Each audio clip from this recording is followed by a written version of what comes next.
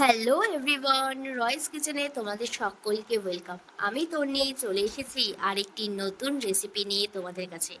আজকে বানাচ্ছি ক্রিস্পি পনির পকোড়া। এখানে বেশ কিছুটা পনির বেঁচে গেছিলো, তো ভাবলাম যে এই পনিরগুলোকে নিয়ে কিছু একটা বানানো যায়। তো এখানে আমি পনিরগুলোকে বেশ সুন্দর করে মিডিয়াম সাইজ করে কেটে নিলাম।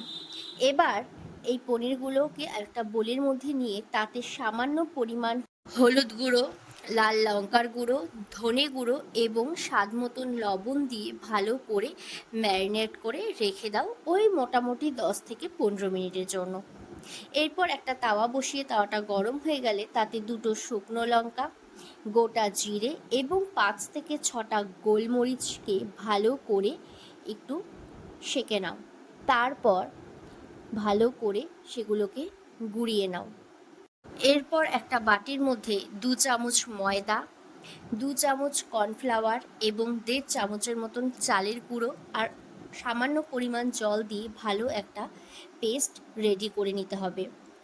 একটু মোটামুটি ঘনত্ব রাখার চেষ্টা করবে।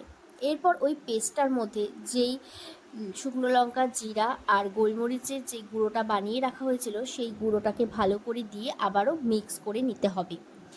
আর এরপর নিয়ে নাও আসল জিনিস, যেটা হচ্ছে সুজি। তারপর ওই ম্যারিনেট করে রাখা পনিরগুলোকে ওই মিশ্রণের মধ্যে ভালো করে ডুবিয়ে সুজির মধ্যে কোট করে নাও। এদিকে কড়াই বসিয়ে তাতে বেশ পরিমাণ মতন সাদা তেল দিয়ে তেলটা গরম হয়ে গেলে এক এক করে পনিরগুলো দিয়ে বেশ লালচে করে ভেজে তুলে রাখো। ব্যাস, তারপর মেয়োনিজ সস দিয়ে পরিবেশন করো। তাহলেই রেডি আমাদের ক্রিস্পি পনির পকোড়া। কেমন লাগলো রেসিপিটা অবশ্যই কিন্তু জানিও।